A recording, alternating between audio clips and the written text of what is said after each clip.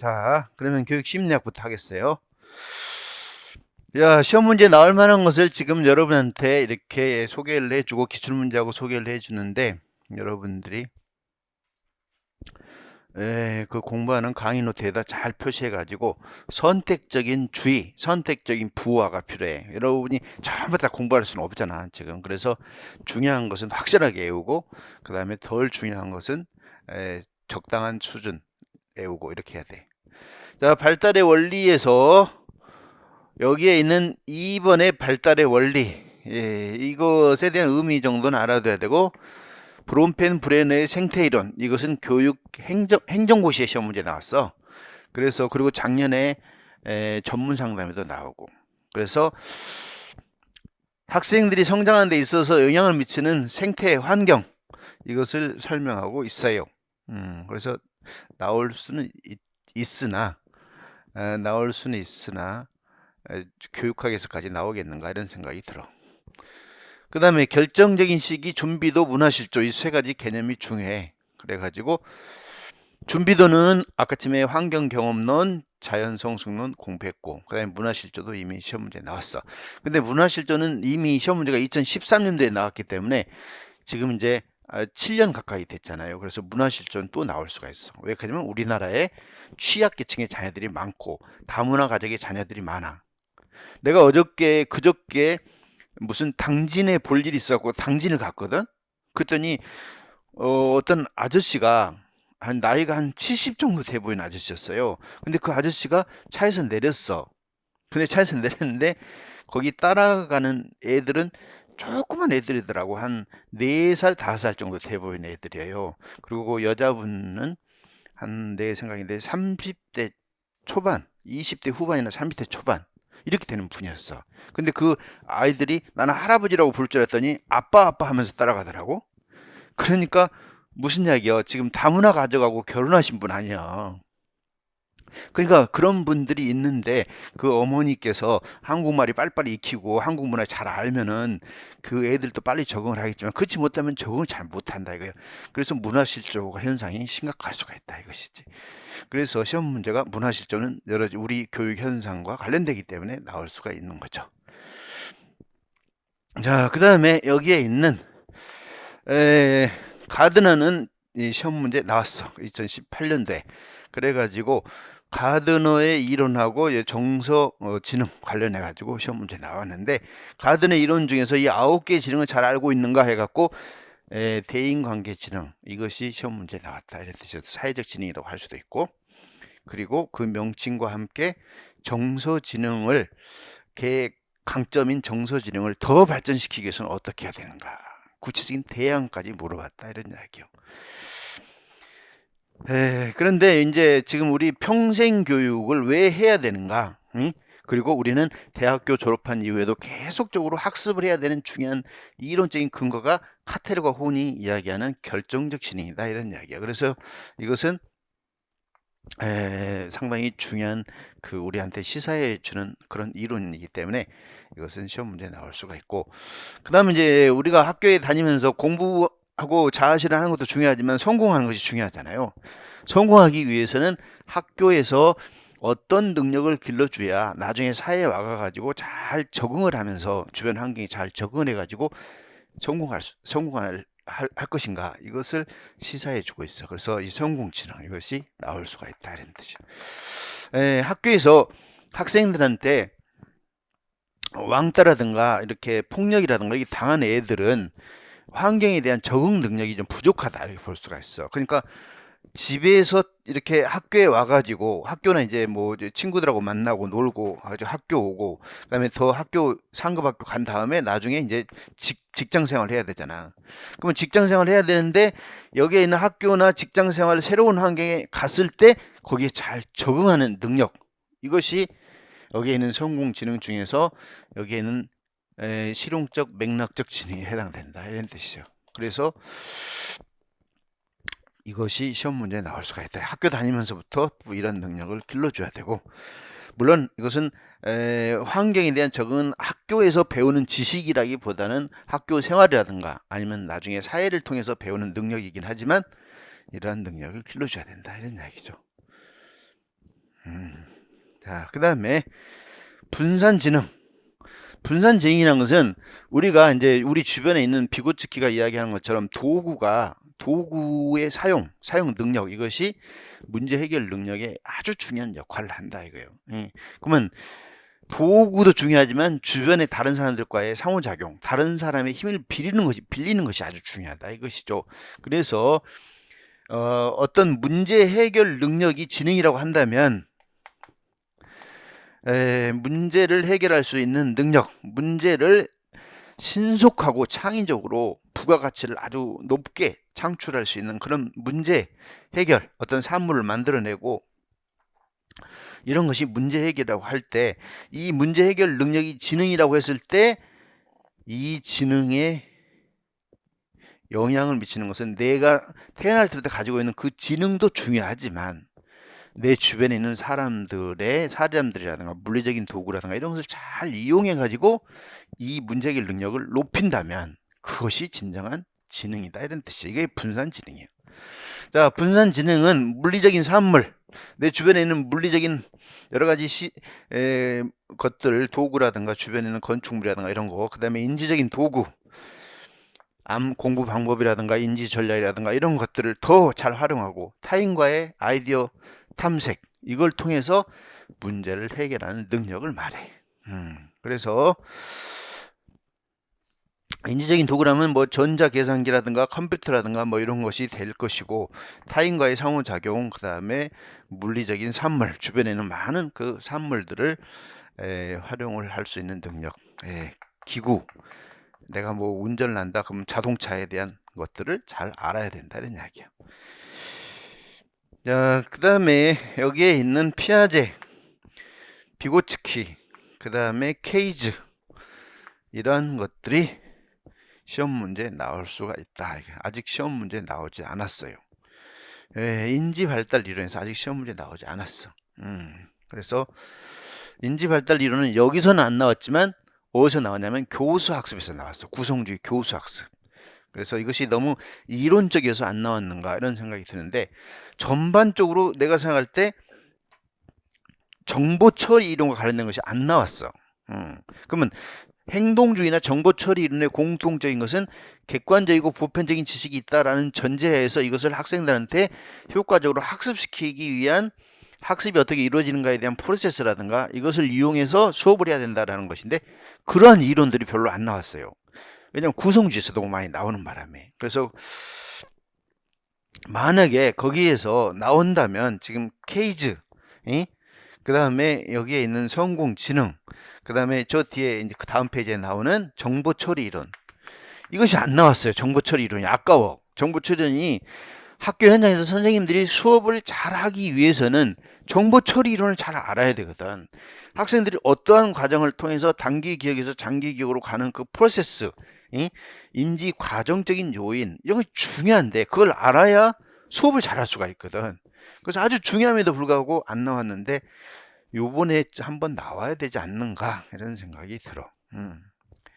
그래서 피아제 이론은 학자의 사고증과 경험을 바탕으로 동화 조절의 인지작용을 통해서 도식을 확장하는 것이기 때문에 여기서 중요한 시사점은 교육 내용의 계열화, 그 다음에 인지적 갈등을 유발하는 것이다.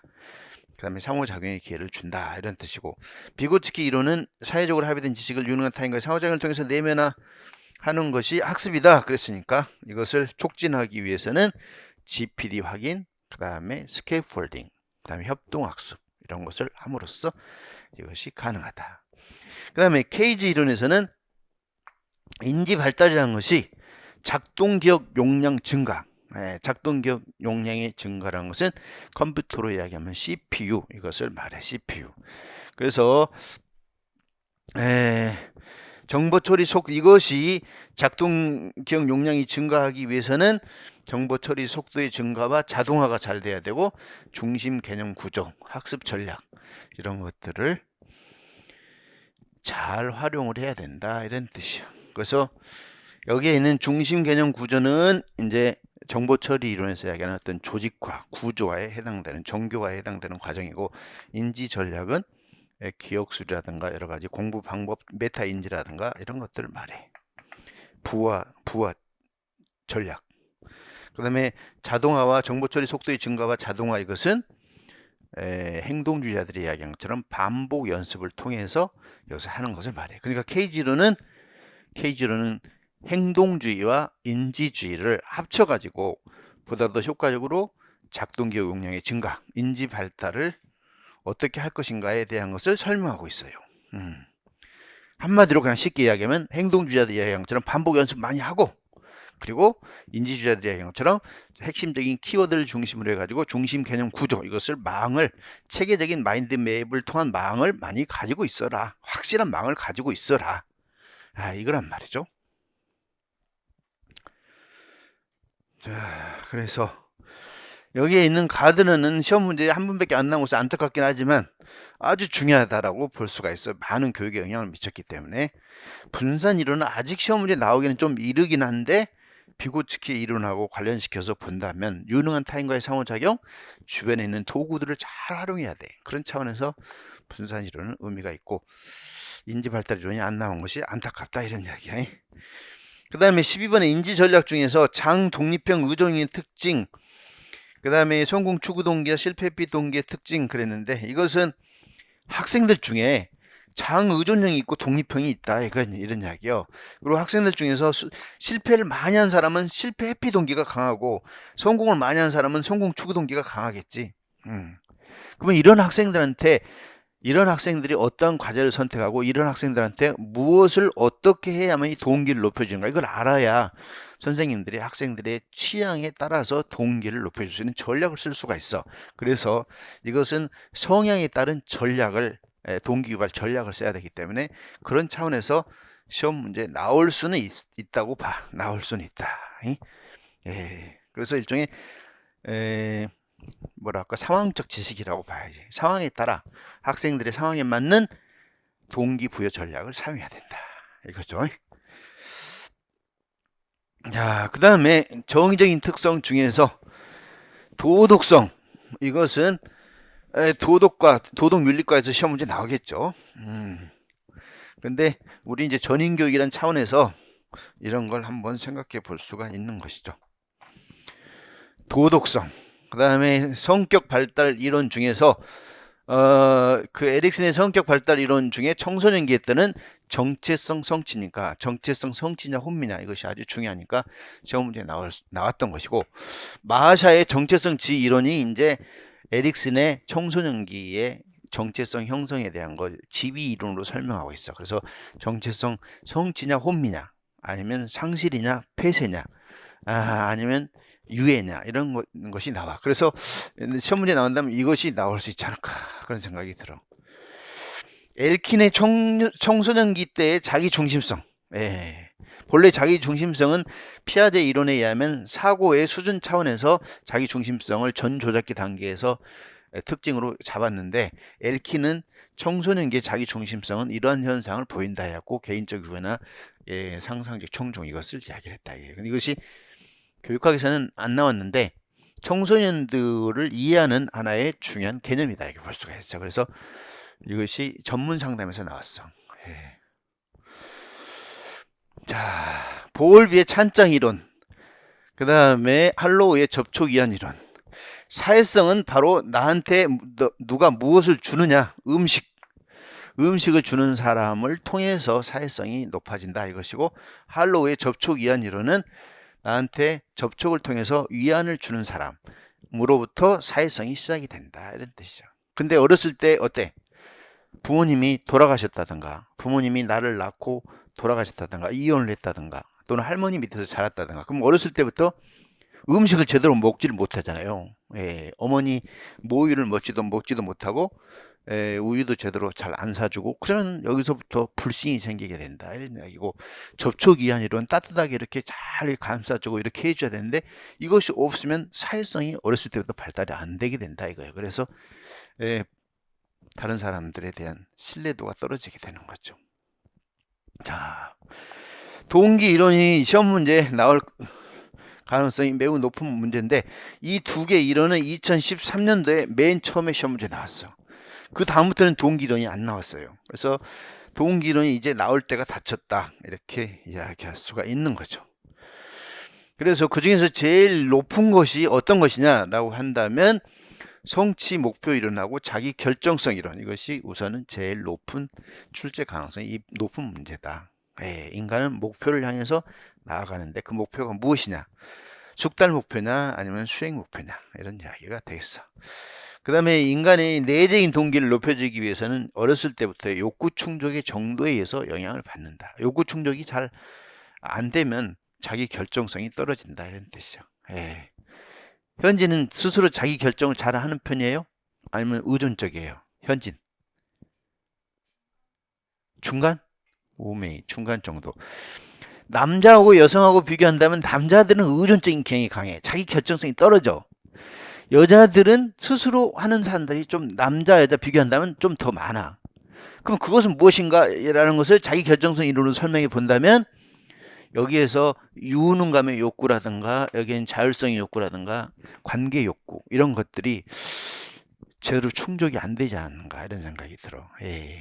그래서 어렸을 때부터 이 여자들은 이렇게 유치원 담부터도 스스로 잘 하니까 어머니가 이제 자꾸 걔한테 그 더 많은 믿음을 주고 너 스스로 해라 이렇게 하게 되고 이렇게 한다, 이런 이야기요.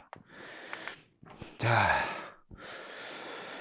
그 다음에 이제 공부 못한 학생들은 학습된 무력감에 빠졌거나 자기 효능감이 매우 떨어진다, 이런 뜻이죠. 그러면 이런 학생들한테 어떻게 하면 자기 효능감을 높여줄 것인가, 이것이 중요한 것이기 때문에 나올 수가 있고, 기인 이론도 나올 수가 있어요. 우리는 그 능력에 기인하면 안 되고 노력이라든가 인지 전략이라든가 이런 것들에 대한 기인이 필요한 것이죠. 그 다음에 고전적 조건화설, 작동적 조건화설, 시행착오설, 행동주의 이론이고 사회인지학습 이론인데, 사회인지학습 이론 반도의 모방 관찰학습에서 이미 시험 문제 나왔죠. 행동수정 절차, 이것도 시험 문제 나왔어. 작동적 조건화설에서 강화 전략 시험 문제 나왔어요. 고전적 조건화설에서 우리가 획득한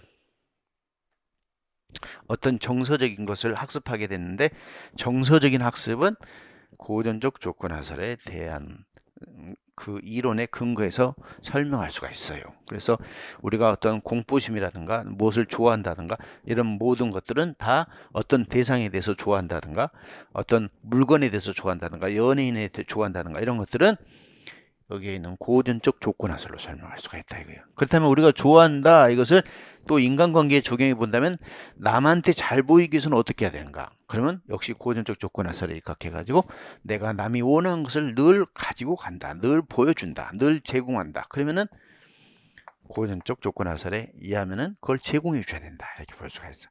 그럼 학생들한테 내가 잘 보이기 위해서는 학생들이 늘 원하는 것을 내가 줘야 된다, 이런 이야기야.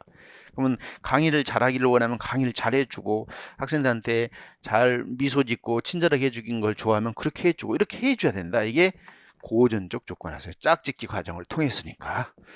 짝짓기, 학생들이 원하는 것을 자꾸 내가 가지고 가야 학생들이 나에 대해서 좋은 감정이나 정서를 갖게 된다.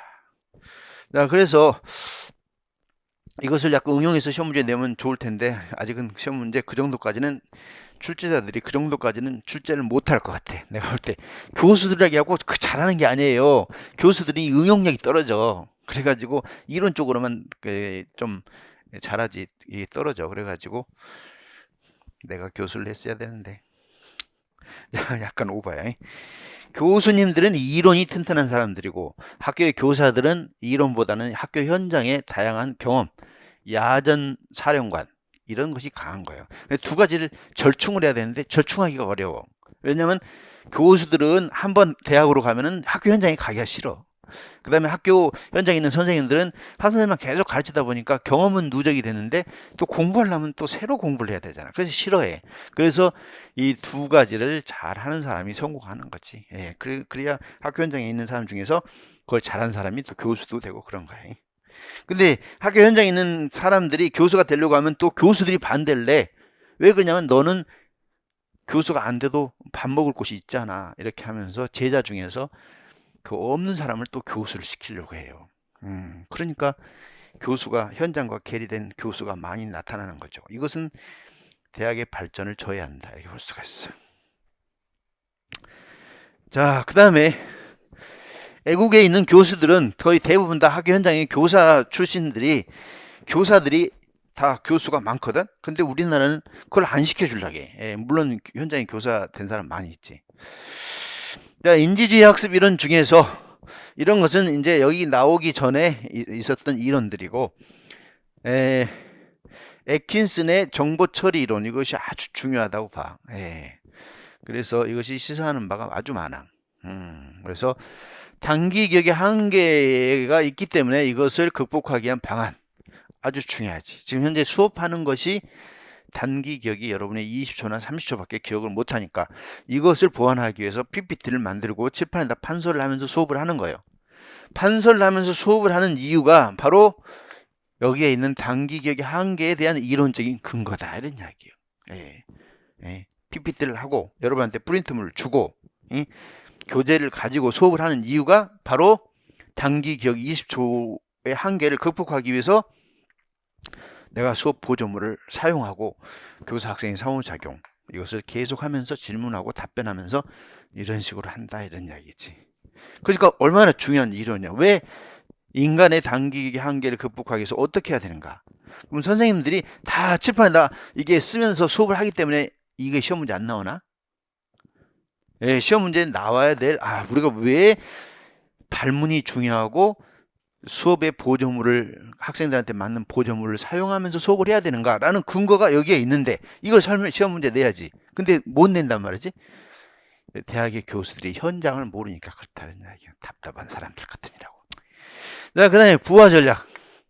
부화 전략은 학생들의 학습을 촉진시키기 위해서는 조직과 전개와 시각, 심상, 기억술, 맥락화 이런 것들을 잘 할 줄 알아야 된다, 이거예요. 근데 이것이 학생들이 습관화가 안 되면은 이것을 사용할 줄을 몰라. 그러니까 어떻게 해야 돼? 비고치키가 상보적 교수 이론에 의해서 선생님이 모델을 보이고 학생들이 이걸 완전히 터득해가지고 페이딩 단계에 이를 수 있도록 그때까지 도움을 줘야 된다, 이런 뜻이야. 여기에 있는 이 전략이 전부 다 학생들의 독해력을 신장시키는 그 공부 방법처럼 상보적 교수를 통해서 이것을 해줘야 된다, 이렇게 볼 수가 있는 거예요. 여러분들은 지금 이제 뭐 마인드맵이라든가 이런 거 어느 정도 쭉 많이 해왔으니까 잘하지만 당군화라든가 이런 것을 잘 해야 합격으로 이어지기 때문에 그런 것이죠. 그 다음에 장기 기억성에는 서술적, 절차적, 조건적 지식이 있는데 우리는 주로 어떤 지식을 많이 배우냐면 이것만을 주로 많이 배워. 서술적인 지식, 절차적 지식. 근데 우리는 상황적 지식이 있다는 것을 잘 모른다, 이런 뜻이죠. 상황적 지식이라는 것은 많이 알고 있지만 그 지식 중에서 누구한테는 어떠한 전략을 써야 되는가, 이런 것이 상황적 지식이에요. 그럼 내가 어떤 일관된 어떤 여성들과 미팅할 때는 이런 자세를 해야 된다. 아니면 내 나름대로 가지고 있는 고지식한 그런 생각을 가지고 대하면 백전백패를 할 거 아니에요. 그래서 그 상대방에 따라서 내가 그에 맞게 대처해 줘야 된다, 이런 이야기죠. 이것이 조건적 상황적 지식이다, 이런 뜻이죠. 자, 그래서 우리는 이 지식도 중요하지만 이 지식 이런 것들도 효과적으로 학습을 해야 된다, 이거예요. 이것을 학습하는 것이 여기는 인지주의이긴 하지만 이 지식을 학습시키는 것이 구성주의에서 인지적 유연성 이론이죠. 인지적 유연성 이론이고 거의 대부분 상황학습이라든가 이런 것들이 조건적 지식을 습득하는 과정이에요. 구성주의, 여기는 지금 인지주의에 관한 이론이지만 여기에 있는 조건적 지식을 습득하기 위해서는 구성주의 학습 방법, 이것이 여기에 있는 조건적 지식을 습득하게 하는 방법이다, 이런 뜻이죠. 그러면 그럼 학교에서 우리 배우는 것은 조건적 지식 습득하는 게 없습니까? 있어. 조건적 지식은 학교에서 객관식 문제든 아니면 주관식 문제든 간에 문제풀이를 한다든가 시험을 본다든가 이 문제를 다루는 것이 조건적 지식을 습득하는 것이긴 하지만 이것은 너무 이론에 치우친다, 이런 뜻이에요. 이론 가지고 그냥 적용, 이론 가지고 이런 상황에서 이렇구나, 이렇게 한다. 그렇지만 이것은 실제 현장 속에서 직접 그 지식을 사용해 가지고 물건을 사고 그 지식을 본인이 활용해 가지고 예를 들어서 주식을 사고 또는 내가 물건을 사고 내가 가치 있는 부동산을 사고 이렇다, 이런 이야기예요. 그럼 지금 현재 부동산 가격이 떨어진다 해갖고 돈이 있으니까 부동산 사야지, 이게 아니고 다른 사회적인 요인이라든가 세계의 흐름이라는 게 종합적으로 여러 가지 봐가지고 그에 맞는 선택을 해야 된다 이거예요. 이것이 바로 조건적 지식이다 이거예요. 그 다음에 이제 메타인지. 메타인지도 신장시키기 위해서는 상보적 교수의 방법이 필요해. 왜냐면 한 번에 습득시키기 안 되기 때문에 그런 거예요. 그래서 메타인지는 인지에 관한 지식과 인지 과정에 관한 지식이다 이렇게 있고, 인지에 관한 지식은 과제에 따라서 어떠한 전략을, 인지 전략을 사용해야 되는가, 부와 전략을 써야 되는가 말아야 되는가, 부와 전략 중에서 조직화를 해야 되는가, 조직화 전략을 써야 되는가, 아니면 두 문자법으로 이것은 처리해야 되는가, 이런 것들이 있다 이거예요. 자, 그 다음에 인지 과정에 관한 지식은 자기 자신의 연간, 월간, 주간 계획을 수시로 점검하고 그 다음에 이해 점검을 하는 것인데, 이것이 학생들의 공부, 성적 향상, 이것이 아주 중요한 요인이에요. 근데 이것도 보니까 남자들보다 여성들이 이걸 더 잘해. 그러니까 여성들이 많이 더 합격하는 거지. 합격률이 여성들이 훨씬 더 높잖아. 실제 응시자에 비해서 여성들이 더 높아. 더 높은 이유는 바로 이런 전략을 여성들이 더 잘 알고 있기 때문에 그렇다는 이야기예요. 자, 연습 곡선은 다른 말로 얘기하면 학습 곡선이라고 이야기하는데, 손다이크에 의하면, 왜냐면 손다이크는 학습을 연습이라고 하기 때문에 그래, 연습이 학습이니까. 그래서 연습을 하는 곡선 그 모습을 보니까 정부가 해가지고 고온현상이 나타난다 이런 뜻이죠. 고온현상은 정체된 현상, 학습이 잘 안 이루어지고 정체되는 현상. 용어 알아둬야 되고, 간섭설 이게 나오고, 간섭설, 전이 이론, 방어 기제 이렇게 이야기하는데, 전이 이론이 아주 중요해. 아주 중요해. 그런데 우리나라에서는 전이 이론이 그렇게 중요하지 않다 이렇게 볼 수가. 우리나라 교사들한테는 전이 이론 몰라도 될 만큼 별로 중요치 않아요. 그러나 실제 교사한테 경험 중심 교육과정을 운영한다든가 교사의 재량권이 많아지면 많아질수록 전이 이론이 매우 중요하다 이렇게 볼 수가 있어. 전이 이론이라는 것은 이미 선행학습의 결과가 후행학습에 미치는 영향인데, 이 후행학습에 긍정적인 영향을 많이 낳도록 하기 위해서는 여기서 무엇을 어떻게 가르쳐야 되는가, 무엇을 어떻게 가르쳐야 되느냐 이런 이야기예요. 무엇을 어떻게 가르쳐야 학생들한테 후속학습에 긍정적인 영향을 주느냐, 이게 전이 이론이다 이거예요. 그러니까 시험 문제 나와야지, 나와야 돼. 근데 안 나와. 그래서 내용 선정의 원리, 내용 조직의 원리는 시험 문제 나왔어. 근데 그럼 내용 선정, 내용 조직을 할 때 참고해야 될 것이 전이 이론이야. 그 방법까지 선택할 때 신중하게 생각해야 그게 전이 이론이다 이런 이야기야. 그래서 전이 이론이 시험 문제 나와야 된다. 이렇게 강렬하게 이야기하고 싶어. 자, 전이론하고 엑기슨의 정보처럼 여기서 지금 시험 문제 한 번도 안 나왔는데 불쌍해. 이 부분이 불쌍해. 그래가지고 이 이론이 불쌍한데, 이제 시험 문제 나오면 3번, 4번 여기 전이론 이것이 나올 수가 있다 이런 이야기야. 자, 그 다음에 교수학습 이론. 교수학습 이론 중에서 거기에 보다시피 빨간 것이 시험 문제 나왔어. 브루너, 켈러 이게 나왔는데, 지금 안 나온 것이 너무 많아. 자, 그래서 여기에 있는 켈러의 동기화 모형이 나왔는데, 지금 전공에서 제일 많이 나오는 교수학습 이론이 오스벨의 유의미 수용 학습이에요. 그래가지고 학교 현장에 선생님들이 많이 사용하기 때문에 오스벨의 유의미 수용 학습, TTTI 모형에 입각해가지고 학습자가 갖춰야 될 조건, 유의미한 학습 태세, 관련 정착 의미, 그 다음에 내용으로서 유의미한 아이들의 집합체, 교사가 해야 될 역할, 선행 조직자 제시, 이것이죠. 이것은 행정고시 시험 문제 나왔는데, 이것을 안다면 교사가 어떤 준비를 해야 되는가, 이것을 알 수가 있어.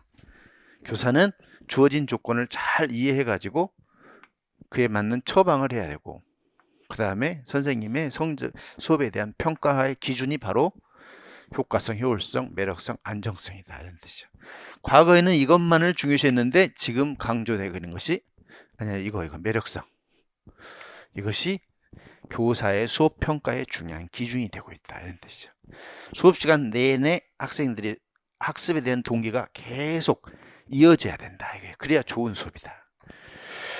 자, 학습 시간 내내 동기가 이어져야 되고 수업 후에도 학생들의 이거 끝났다, 이제 여기서 해방이다, 이게 아니라 이것을 계속 이용하려고 하는, 적용하려고 하는 그러한 태도를 가지고 적용을 하는 그런 수업이 돼야 된다 이거예요.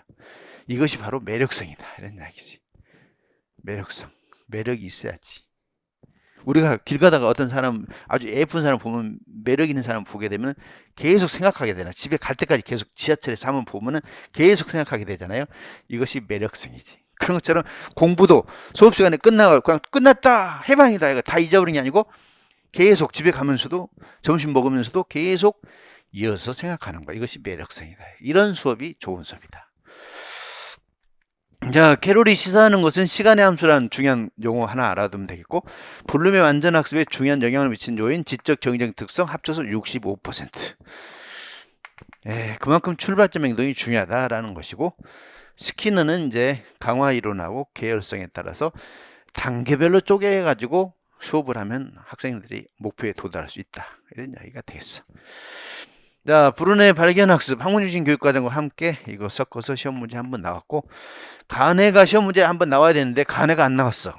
그래서 간해 학습 조건 2번, 주 기자 선의 반강 제일, 이것에 학습에 맞는, 학습 사태에 맞는 아이고 이거 제낄 시간이 없었어. 미안해. 인터넷 깜짝 놀랐지. 인터넷 강의 드신 분 순간적으로 분필가루가 코에 닿는 느낌. 진짜 깜짝 놀랐네. 갑자기 가까우면 깜짝 놀랐을 거 아니에요.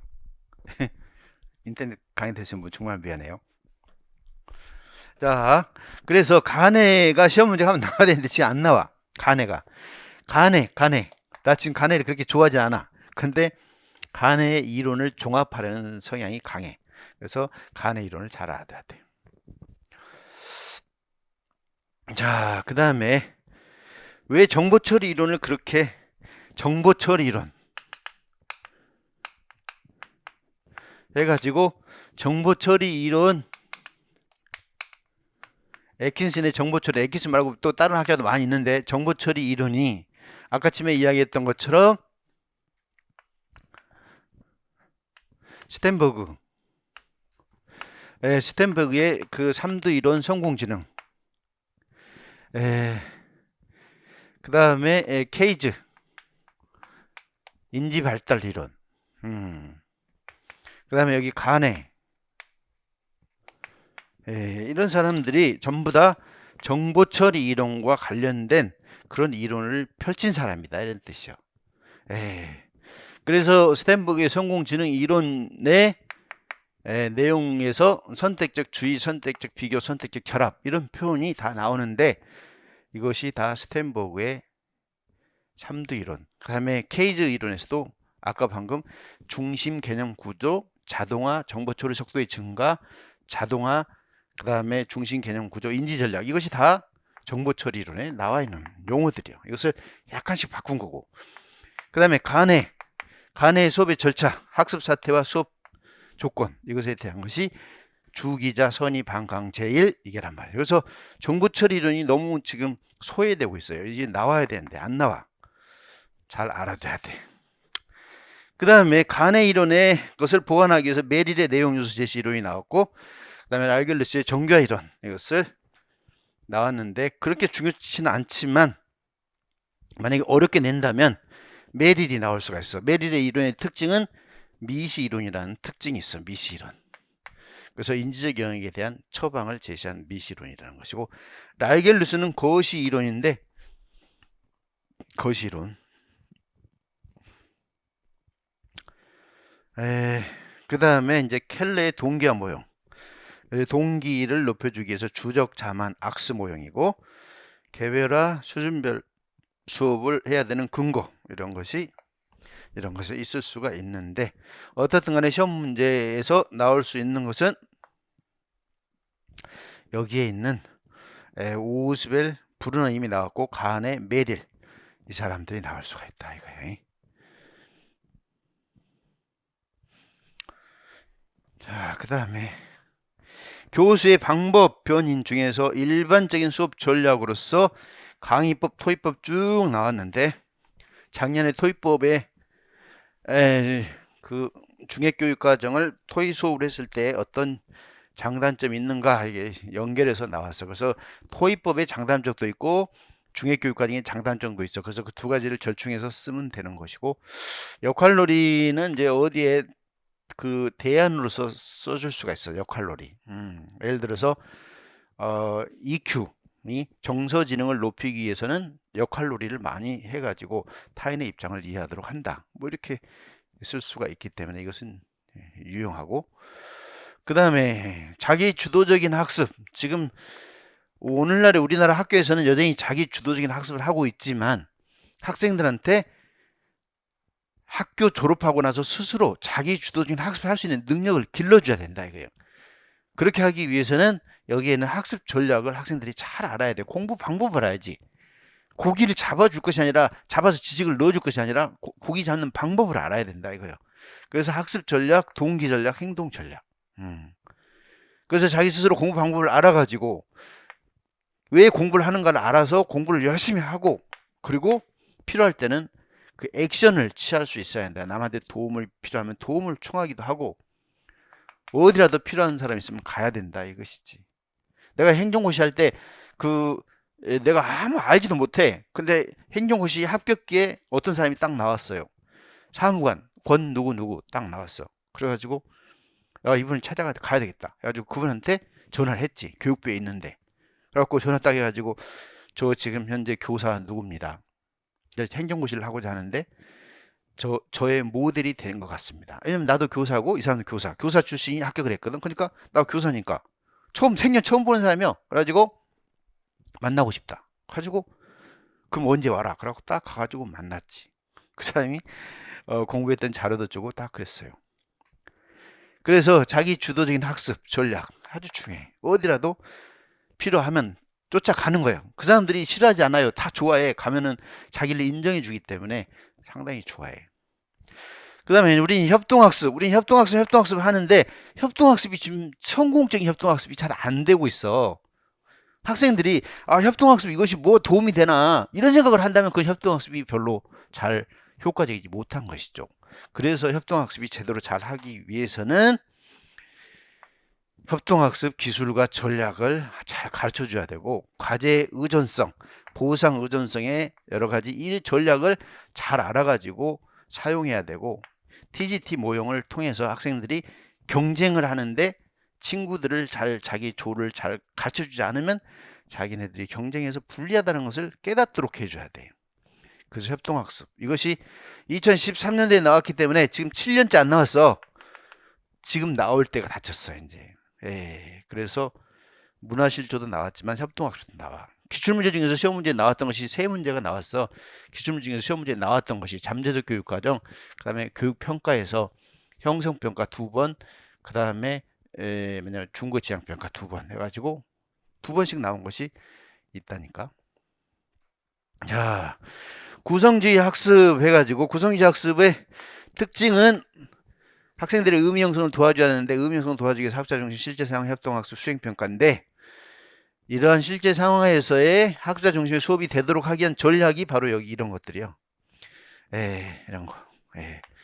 그래서 GPD에 맞는 스캐폴딩 방법이라고 볼 수가 있는데, 이 중에서 정황학습 정착 수업 작년에 나왔고, 문제중심 학습 2017년도에 나왔어.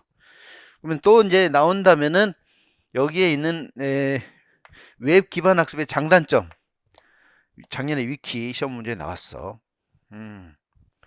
그래서 상보적 교수, 이것이 인지 전략을 학습시키는 것이기 때문에 우리가 지식도 알려주는 것도 중요하지만 인지 전략, 공부하는 방법을 체계적으로 알려줘야 된다 이거예요. 모델, 코칭, 스캐폴딩, 페이딩에 입각해서. 그래서 이것을 바탕으로 만들어진 것이니까 모델, 코칭, 스캐폴딩, 페이딩. 자원 기반 학습, 우리는 주변에 있는 자원을 제대로 잘 활용할 수 있는, 활용해가지고 문제를 해결할 수 있는 그런 수업을 많이 해야 된다. 이게 자원 기반 학습이에요. 주변에 사람도 활용하고 주변에 있는 어떤 물리적인 환경도 잘 활용하고, 이것이 분산지능하고도 연결돼. 이런 것들을 많이 하면 분산지능이 높아진다 이런 뜻이죠. 그래서 구성주의 학습은 이미 시험 문제 2번 나왔지만 상황학습은 상황하에서 학습을 함으로써 지식 기능을 습득하는 것이니까 별 의미가 없고, 이 두 가지는 시험 문제 나왔지만 이제 상보적 교수 자원 기반 학습, 상보적 교수를 국어과에서 독해에서만 사용한다 이렇게 생각하면 안 돼. 그게 아니고 많은 인지 전략에 사용될 수가 있다. 이것을 알아야 돼. 자, 그 다음에 이제 교육공학. 교육공학에서는 여러분이 보다시피 설계 모형 이것이 시험 문제에 나왔어. 그래서 현재 2번 여기에 있는 2번 이게 나왔는데 안 나온 것이 하인리의 어쇼 모형이다 이거예요. 하인리의 어쇼 모형. 교수학습 이론에서 하인리의 어쇼 모형이 시험 문제에 나올 수가 있어. 아주 높아. 그래서 ASSURE, A에서 해야 될 것이 무엇이고 utilize 여기까지 알아둬야 할 것이 무엇인가, 이것이 시험 문제에 나올 수가 있다. 별표 7개 하고 일단 잘 알아두겠어. 그 다음에 시청각 통신 이론 했는데, 우리가 왜 시청각 매체를 사용하고 시청각 통신 이런 것을 잘 이해를 해야 되는가 하면은, 수업을 제대로 잘 하기 위해서는 EBS를 생각해. EBS. 그럼 EBS 수업을 한다고 해봐. 학교에서 수업을 제대로 하려고 해봐. 그러면은 선생님이 여러 가지 수업 기구나 매체를, 시청각 매체를 사용해야 된다. 이걸 매체를 사용하려면 이와 같은 조건들을 생각하면서 좋은 수업을 해야 된다 이런 이야기고, 인터넷 활용 수업으로서 브랜디드 러닝, 거꾸로 교실, 거꾸로 수업 이런 것이 있는데, 지금 현재 학생들이 등교를 못하고 있으니까 지금 인터넷 수업이 활용되고 있고, 브랜디드 러닝 이것을 이제 활용해야 된다 이런 뜻이죠. 그래서 학교에서만 학생들하고 같이 대면하는 것이 최고의 수업은 아니지. 그래서 이 브랜디드 러닝이 시험 문제 용어로 나올 수가 있고, 그 다음에 거꾸로 수업 이것이 나올 수가 있다 이거야. 거꾸로 수업. 그래서 플립 러닝이라고 이야기하죠. 올해 사용된 것은 이 수업이니까 이것이 해당되고, 여기에 있는 조나센의 구성주의 설계 모형은 이미 시험 문제 나왔지만 구성주의의 대표적인 모형이고, 이것이 유일해. 윌리스라는 사람이 있는데 윌리스 것은 허접해가지고 그것은 뭐 제대로 설득력이 없어.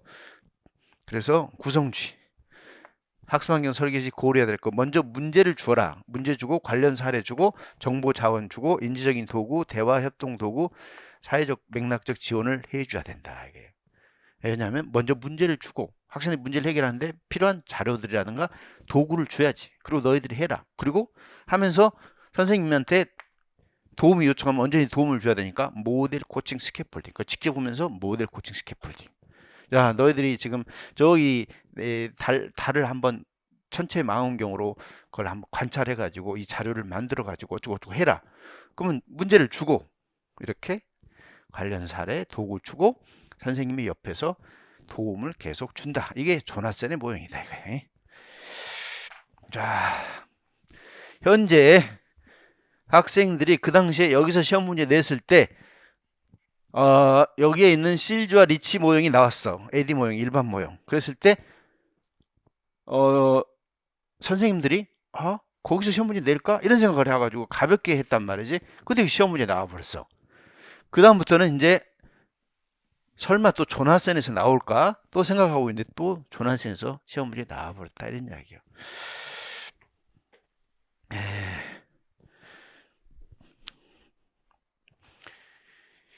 그 다음에 교육평가. 교육평가에서는 시기와 목적에 따라서, 그 다음에 참조 준거에 따라서 3번 이것인데, 여기에 보다시피 형성평가 2번 시험 문제 나왔는데 지금 진단평가가 한 번도 안 나왔어. 그래서 진단평가가 그렇게 중요한 것은 아니지만 공부 못한 학생들이 많이 있는 상황에서는 진단평가가 중요하지. 그래서 시험 문제 나올 수가 있어. 충분히 진단평가에 어디에 쓰는 것인가, 목적이나 기능 여기에 나올 수가 있고, 그 다음에 두 번째, 교육관에 따라서 평가 방법이 달라져. 그래서 선발적 교육관은 상대평가고, 규준지향평가, 발달적 교육관은 중거지향평가다 이런 뜻이죠. 그래서 이것이 시험 문제 나왔어. 한번 1점짜리 포함시켜가지고. 중거지향평가 2점짜리 나왔고, 아니 4점짜리도 나오고 중거 지향 평가가 나오는데 이것이 두 개 합쳐가지고 이렇게 나왔어. 그래서 중거 지향 평가를 하지만 성장이나 능력 지향 평가를 함으로써 비록 점수는 낮지만 그 학생들이 열심히 하는 학생들한테 동기를 부여줄 수 있는 평가를 사용해야 된다. 이것이 되겠죠. 자, 그 다음에 공부를 그만하라고 그러나?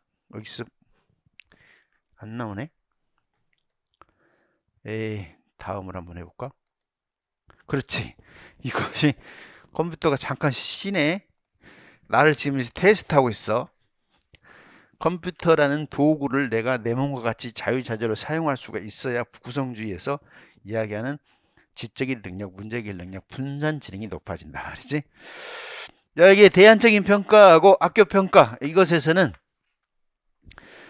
이것은 교육학에서 나올 수가 있어. 이 수행평가는 전공에서 거의 많이 나오고, 역동적인 평가, 이것은 근접발달 영역하고 함께 연결해서 나올 수가 있어. 전공에서, 교육학에서 역동적인 평가. 그 다음에 학교 평가 제도에서는 전공에서 시험 문제 많이 나오는 것이죠. 성취평가제.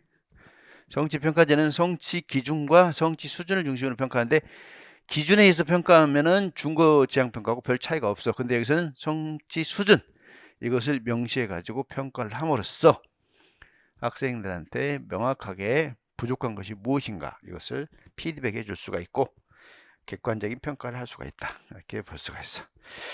자, 교육평가 절차에서 이 3번, 4번에 보면은 평정상의 오류, 평정상의 오류를 최소화하기 위해서 2번에 편견, 선입견 배제한 사실의 팩트에 근거한 평가가 필요하고 객관적인 평가 기준이 필요하고 다면 평가가 필요하다 그랬고, 평정상의 오류 이거 줄이기 위해서 필요해.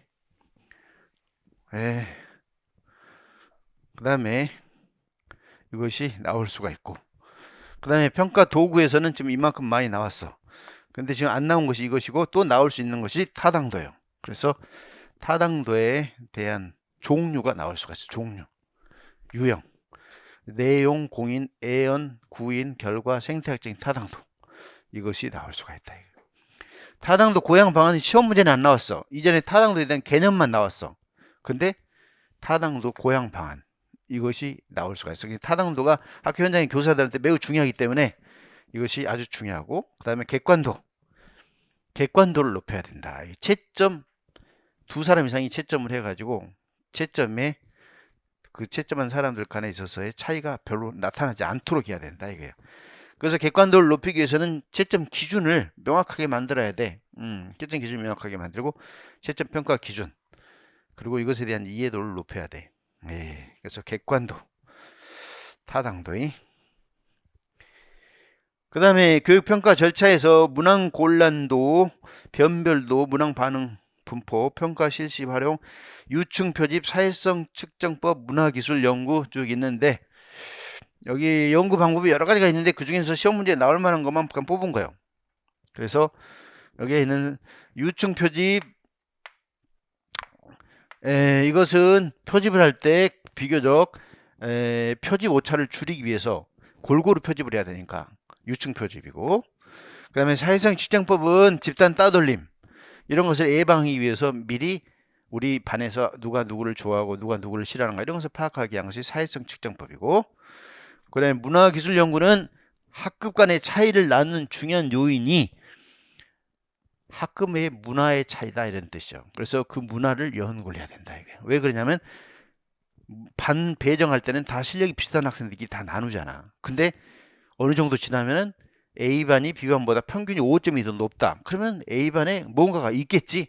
그것이 바로 문화다 이거예요. 그래서 학급 문화를 연구하기 위한 방법이 문화기술 연구야. 자, 그 다음에 생활지도에서 생활지도의 영역, 상담의 원리, 이렇게 현재 이 중에서 상담의 원리, 이것이 로저스의 인간중심 상담의 원리하고 똑같아. 그래서 현재 시험 문제에 나온 것인데, 이제 또 나올 수 있는 것은 2번, 그 다음에 여기는 2번 앨리스의 RBT론, 이것이 나올 가능성이 아주 높다 이렇게 볼 수가 있고, 그 다음에 정의적인 상담 이론 중에서는 이미 이게 나왔어. 여기 로저스 나왔고, 그 다음에 강화 전략이 나왔고 비행 이론 이게 나왔어요. 진로 발달 이론 중에서 크롬볼츠의 사회학습 이론, 이것이 자유학기제하고 관련해 가지고 자유학기제가 필요한 이유가 바로 진로 발달에 도움을 주기 위한 것이고, 진로 발달의 이론적인 근거가 크롬볼츠의 사회학습 이론이다. 이게 사회학습 이론. 그래가지고 과제 접근 기술하고 학습, 이것을 통해서 행동주의 학습을 통해서 직업에 대한 선택을 하게 된다. 이것이 되겠어요. 그 다음에 프로이드는 너무 옛날 것이라 소용없고, 아들러도 또 너무 깊이 들어가니까 좀 그렇고, 본은 혹시 조금 나올 수는 있을지 모르는데 이것은 너무 전문적인 이론이죠. 전문 상담에서 우리가 다 내면 전문 상담에서 뭘 출제. 그래서 여기에서 이 정도. 인지적 상담, 정의적 상담, 행동적 상담 이론. 이 정도 알면은 돼. 종합해 가지고. 자, 이제 교육행정학. 마지막으로 교육행정학에서 교육행정학 이론에 보면은 행정과정론에, 페이올의 행정과정론에 보면은 기획이란 게 있어. 이거 기획, 계획. 그래서 이 계획의 의미와 유용성, 이것이 시험 문제에 나왔어요. 그 다음에 여기에 있는 기획을 한 것 중에서 최종적으로 의사결정을 해야 되는데, 의사결정을 정부에서 하는 것을 정책결정이다 이렇게 이야기해. 그래서 정책결정 모형이라는 것이 있는데, 정책결정 모형에 대한 것을 모형, 합리 모형부터 시작했고 쭉 모형이 있어. 그래서 이런 것을 한번 봐둬야 된다 이렇게 볼 수가 있고, 그 다음에 여기에 있는 이 인간관계론과 과학적 관리론의 차이점 알아두고, 관료제의 조직 중에서 순기능과 역기능이 있어. 그래서 이것이 체육과라든가 특정한 전공에서 시험 문제 나온 적이 있는데, 관료제의 순기능과 역기능, 관료제에 4가지 특성이 있는데, 이 특성 때문에 순기능과, 이것이 순기능과 역기능이 있다 이런 뜻이죠. 그래서 똑같은 것이지만 그것이 긍정적인 효과와 부정적인 효과가 나타나게 돼. 잘못 운영하면 부정적인 효과, 잘 운영하면 순기능, 이렇게 나타나는 거죠. 그 다음에 이완 결합체 조직, 이게 시험 문제에 이미 나오긴 했어. 그렇지만 또 나올 수 있어. 이완 결합체 조직. 그 다음에 비공식 조직이 시험 문제에 나왔어. 또 나왔기 때문에 비공식 조직은 좀 독특해가지고 나올 가능성은 낮고, 순치 온상 사육 조직, 이것이 나올 수가 있다 이거예요. 왜 이게 나오냐면 오늘날의 공교육의 경쟁력이 떨어지는 이유가 바로 이 조직 때문에 그래. 모든 것이 법에 의해서 결정이 된다 이거야. 조직과 학교와 학생들이 지 마음대로 학교를 선택하지를 못해. 법에 의해서, 컴퓨터에 의해서 배정이 된다 이런 뜻이야. 선생님이 지 마음대로 내가 가고 싶은 학교를 막 가지를 못해. 컴퓨터로 돌려가지고 배정을 한다 이게. 그러다 보니까 책임감이 떨어지게 되는 거죠. 경쟁력이 떨어져. 그래서 순치 온상 사육, 칼슨의 봉사 조직 중에서.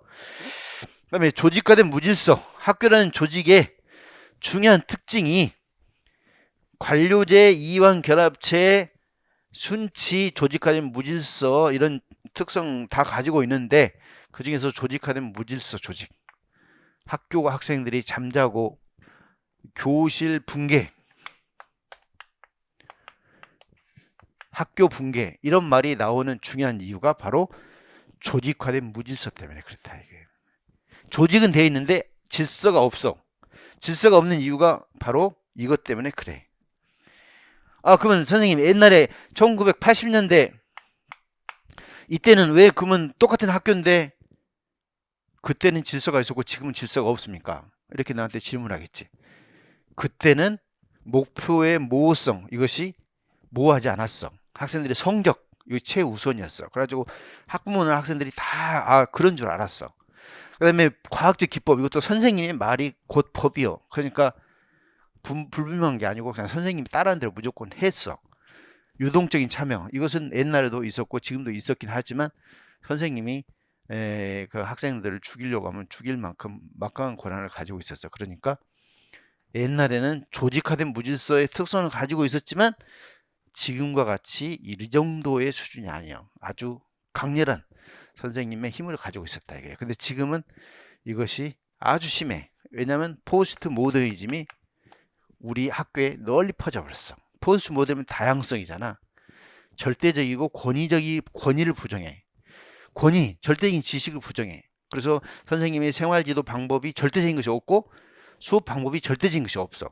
한 시간 동안 그냥 체육 시간에 놀아라 해도 그것도 수업이 되는 거예요. 그것도 더 좋은 수업이 될 수가 있어.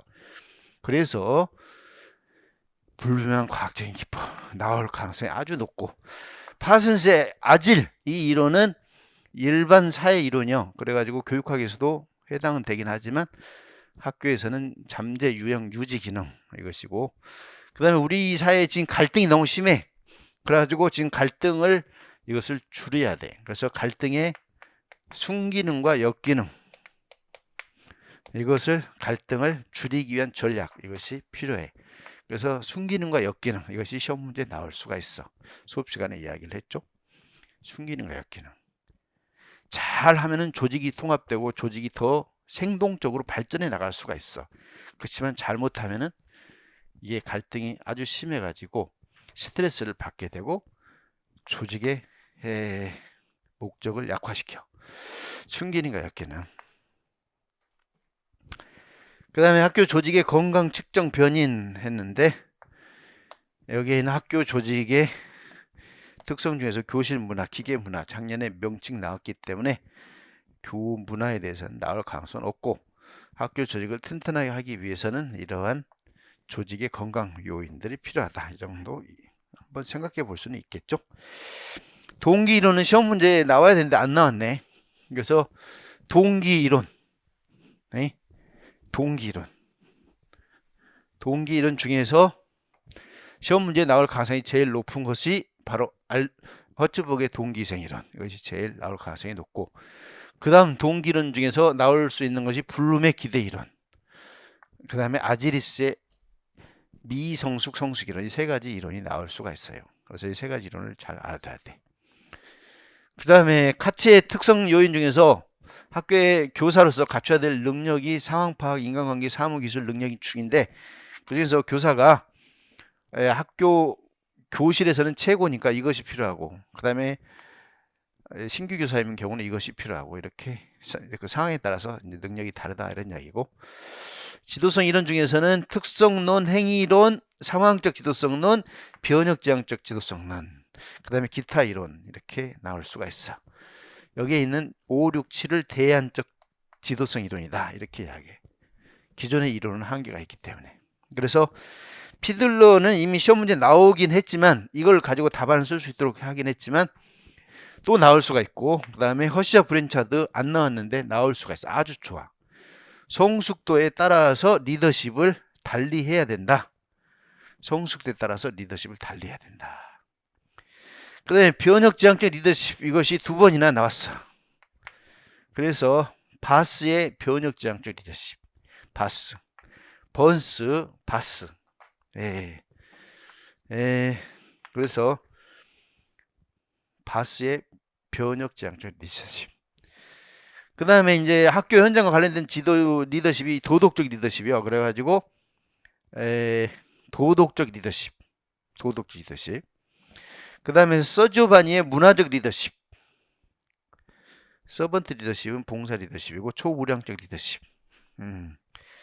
그래서 초우량적 리더십, 도덕적 리더십, 문화적 리더십, 이것의 용어를 혹시 물어볼 수 있지 않을까 이런 생각이 들어.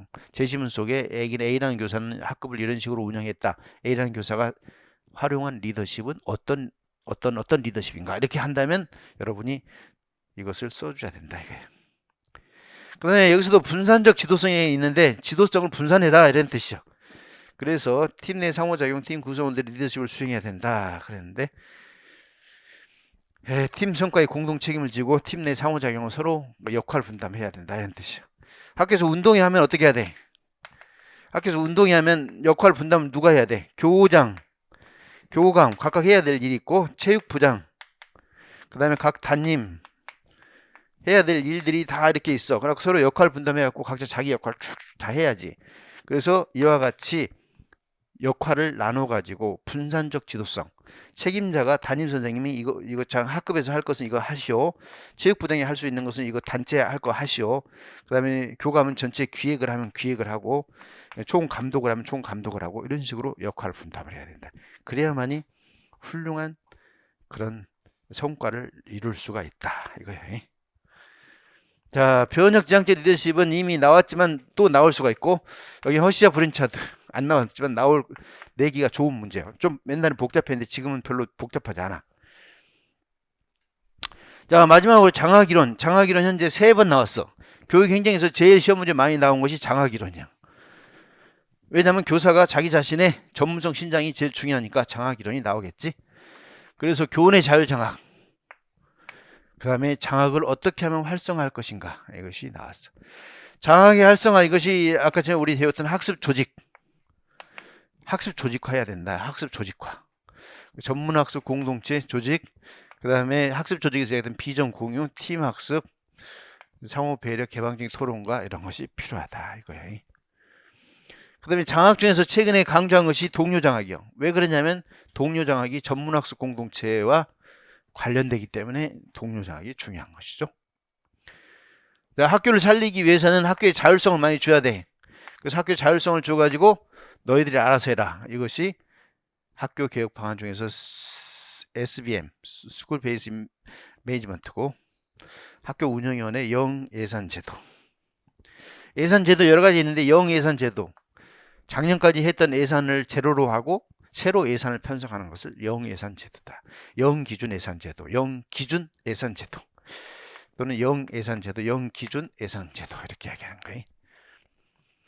자, 교본의 의무는 이런 의무가 있다, 이런 이야기고. 자, 여기까지 해가지고 교육행정까지 이제 마쳤어. 그래서 교육학 전체에서 나올 만한 거 다 했고, 이제 10분 쉬었다가 출제의 경향 간단히 공부하고 논술 쓰는 요령을 설명하겠어요. 10분 쉬었다 하겠어요.